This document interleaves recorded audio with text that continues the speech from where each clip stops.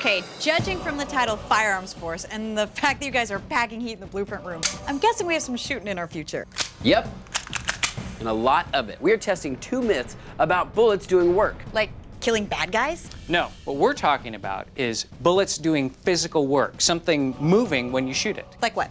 Well, the first one is a classic gun myth, where 2 guys are in a duel, one drops his gun, reaches for it, and the other guy shoots it across the floor just out of reach. But can a bullet really impart that much force? Exactly. The second myth comes from the movie Shoot 'Em Up, where Clive Owen shoots a child's merry-go-round to get it to spin. I think we should start with that one. I've always wondered if that was true.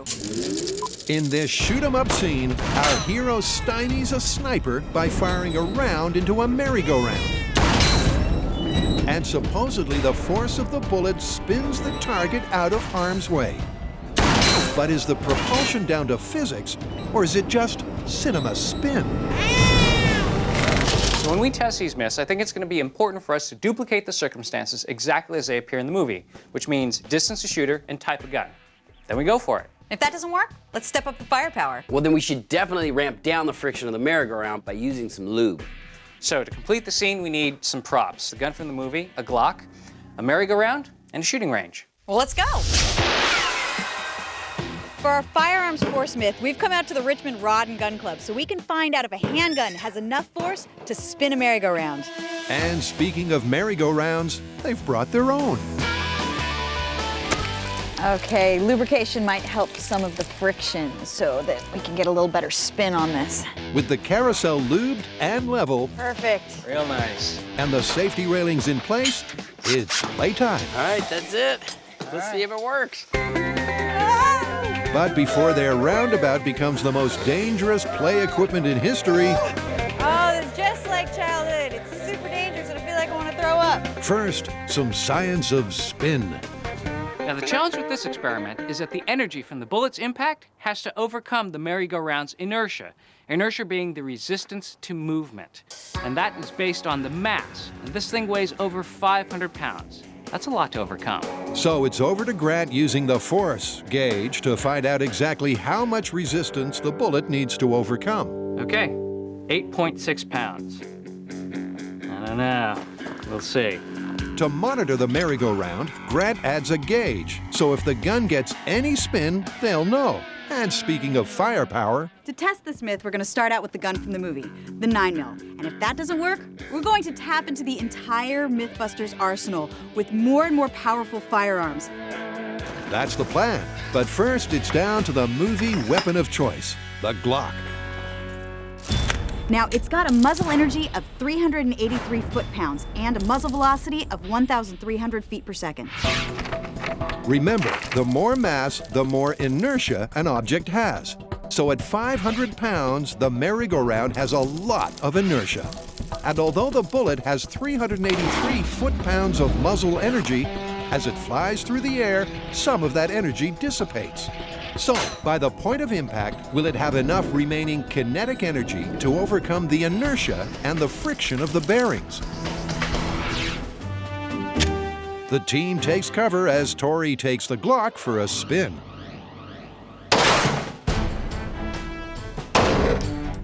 Shouldn't it be spinning by now? Oh, and that was a good shot, too. Yeah. That was a direct hit, and I don't see the merry-go-round moving at all. So, with our first test with the 9mm hollow point in the Glock, we had enough energy to punch through the steel railing and move the merry-go-round about 1/8 of an inch, but it certainly wasn't the spinning around that you see in the movie. Unlike the movie, it seems the Glock doesn't have the power for a push, so they're switching guns. So this is the Smith & Wesson 44 Magnum. It has 1,100 foot-pounds of muzzle energy, more than twice that of the Glock. I got just one question. Are you feeling lucky, punk? And with 500 foot-pounds more muzzle energy, can the revolver make the merry-go-round revolve? Go ahead, Grant. Make my day.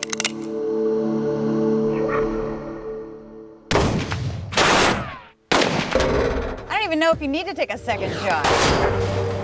So even with the more powerful handgun, we were not able to get the merry-go-round to spin. We got it to move significantly more than the 9mm, about 3/4 of an inch, but that is not spinning like you see in the movie. Now we have one more handgun in our arsenal. The .45 caliber has 4 times the muzzle energy of the Glock. But will that extra kinetic energy overcome the merry-go-round's inertia? Good shot. I don't see it spinning. Hit it again. Not spinning yet. Nope. Yep, it seems that getting this carousel to spin is anything but the child's play of the movie. So just like the movie, we started out testing this myth with handguns. We tried 9mm, .45 caliber, and .44 Magnum. And so far, nothing has been able to move this merry-go-round very far. Certainly not like the spinning you see in the film. But you know what? We're not giving up here. We have plenty of other guns.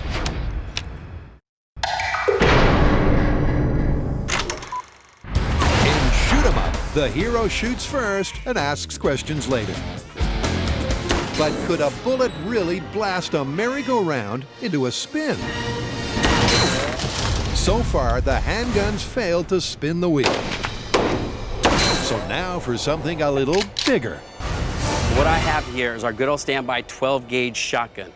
We're going to be firing a deer slug.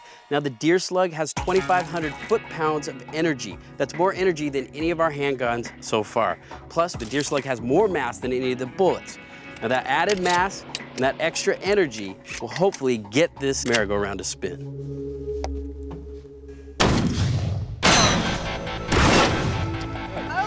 So not only is it not spinning, but you blew a hole clean through it. Did it spin all the way around and go back to the same position? No. Yeah, it's not working, but maybe a bit of bulletproofing will help. So what's happening right now is our bullets are flying so fast, they're just punching right through the merry-go-round, and we're losing all that energy. So we added these plates. Hopefully that'll capture that energy and make this thing spin. By toughening up the merry-go-round, more kinetic energy will be absorbed on impact. But will that power a push? All right, this is 12-gauge shotgun with deer slug, reinforced merry-go-round. Hey, it moved a little. The bulletproofing absorbs more of the bullet's energy Keep it going, yeah. Do it now. and withstands Tory's shotgun barrage. But this is about a single impact, and one deer slug only scored 1.5 inches of nudge, which means it's time to bring out the big guns. This is an AR-50. It fires 50 caliber rounds. They have 13,000 foot-pounds of energy. They travel at over 2,900 feet per second. They're 25 times more powerful than the gun in the movie. If this doesn't spin our merry-go-round, nothing will. With its massive muzzle velocity, the 50 cal is the most powerful gun in the MythBusters arsenal. A quality they sure have taken advantage of. And now it's the last stop in their ballistic brawn campaign.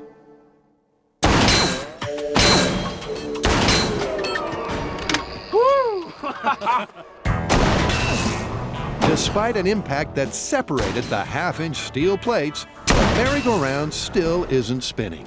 We got it to move, and it moved 8 inches, and that was with one shot.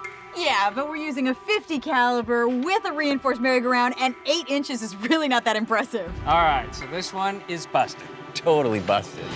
Busted, but there's still more twists and turns to come.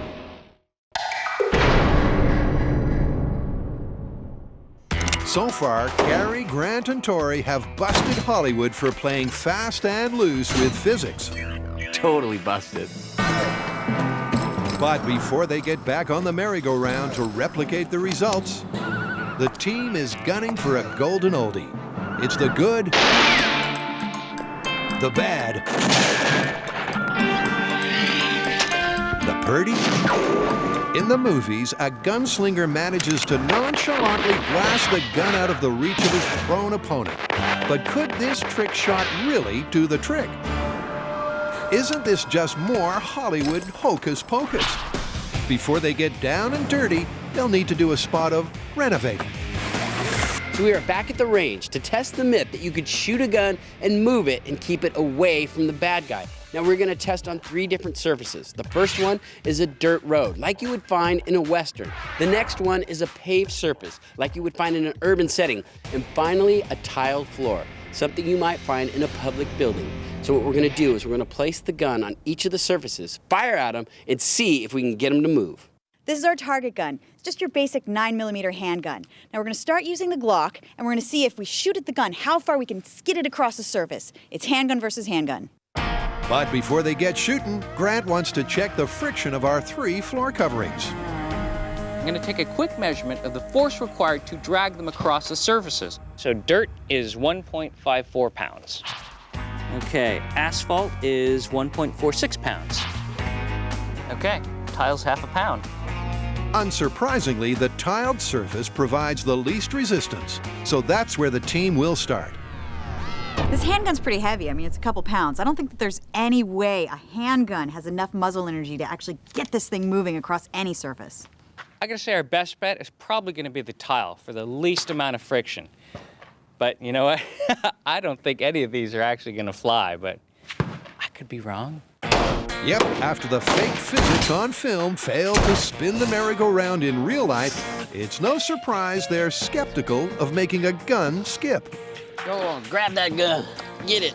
You're probably asking yourself, why is there a cowboy walking into a hotel lobby with Italian tiles carrying a 9mm? I don't know, it could happen. Maybe it's like a spaghetti Western or something. Shoot the gun away from the bad guy. This is handgun versus handgun, tile floor. No way! Totally. Dude, that is just like in the movies. Wow. It works! Incredibly, completely confounding the team's predictions. And just like in the movies, Tory gets the gun to skid across 16 feet of tile, well out of reach of Buster the Kid. 3 shots. Dude, that works really well on the tile. That is crazy. With the 9mm making quick work of the tile, it's on to surface number 2. But with a higher friction rating, perhaps the asphalt will put up more resistance. Wow. Nice. 3 hits, you're almost out. That's it. That's it. Oh my 4 hits. Totally works on asphalt. That was great. That was like 4 feet per bullet. Asphalt confirmed. Even though it took triple the force to drag the gun across the asphalt, it only took 1 more bullet than the tile test. To cover 16 feet, it only took 4 bullets. That gun skids straight across the asphalt. I did not really think it was going to be that easy. Yep, so far the MythBusters predictions have been shot to pieces. But there's one more dirty surface to try. Here we go.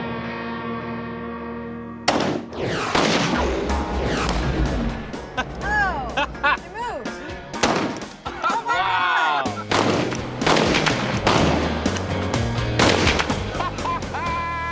That works so well in the dirt. So dirt's confirmed. Yeah, Westerns don't lie. Well, in this case, they don't. Even on the most resistant surface, the dirt, it still only took 6 shots to shoot the gun clear out of reach. So what we're talking about here is transfer of kinetic energy. Now, the bullet has a certain kinetic energy based on its mass and its speed. It hits the gun and transfers some or all of that. Now, based on the friction of the surface, that might require more or less. Bottom line is the bullet hits the gun and it moves. Now what we want to do is put the gun back on the most resistant surface, the dirt, and see if we add more firepower, if we can get the same results as we got when we put the gun on the tile using the 9mm. So with success on all 3 substrates, they're gunning for the dirt to really put this myth down. This is dirt surface, handgun versus the deer slug.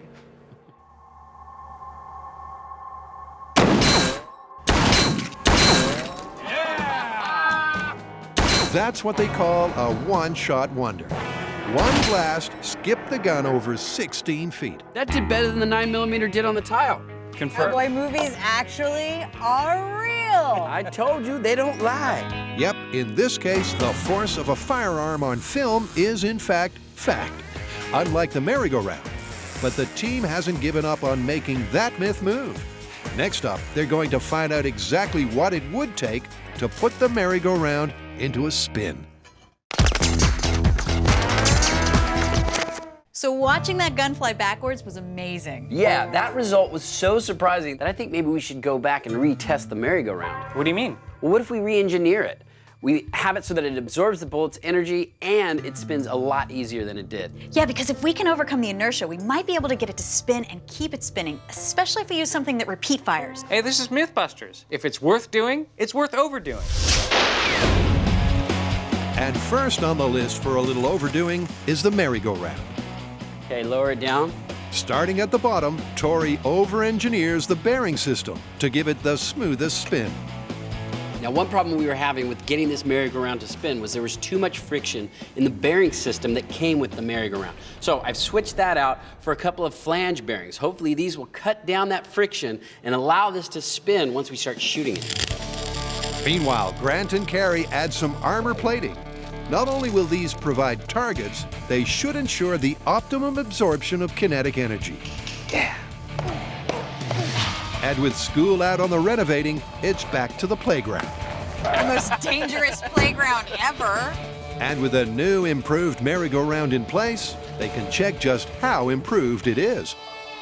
So it took 8.6 pounds of force last time. What do we have now? Drumroll, please.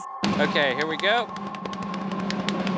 0.4. We've taken off 8 pounds of force. This thing might actually spin. And to give this recreation their best shot, they're pulling out 3 big guns. Kari will be providing the entree, the main course cooked up by Tory and Grant. So this is the firepower we're going to be using to try and spin our super merry-go-round. These are 2 semi-automatic shotguns. We'll be firing deer slugs, which have an energy of over 5,000 foot-pounds.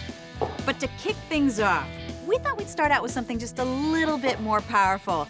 Now, check this out. We have a Barrett 416. Now, with 9,000 foot-pounds of muzzle energy, we should be able to get past that initial inertia and actually replicate the results of this myth. Yep, and if it wasn't already the most perilous playground ever, Kari has some last-minute set dressing that'll really light up proceedings. It's not like this merry-go-round isn't dangerous enough. I mean, we're at a shooting range firing rounds at it, but Kari's decided to put barbed wire and a rope soaked in gasoline that she's gonna light before we start shooting. I mean, we get it, Kari. You don't want us to ride your merry-go-round. Now, it's the scary go-round. Scary, for sure. But will their excess lead to success? Will the amped-up armory replicate the results seen in the movie? Here we go. This is super merry-go-round with almost 20,000 foot-pounds of energy. It's over to Kari to get the ball rolling, or spinning. And unsurprisingly, 9,000 foot-pounds of energy does finally overcome the inertia of the merry-go-round. Then, Grant and Tory provide backup. With a steady stream of ammo to keep the vicious circle spinning.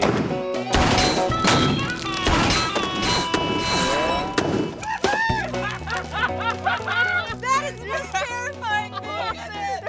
All right, who's going for a ride? We replicated the results. That's awesome. Awesome, but still busted. Only by going completely and utterly MythBusters did they get the money shot.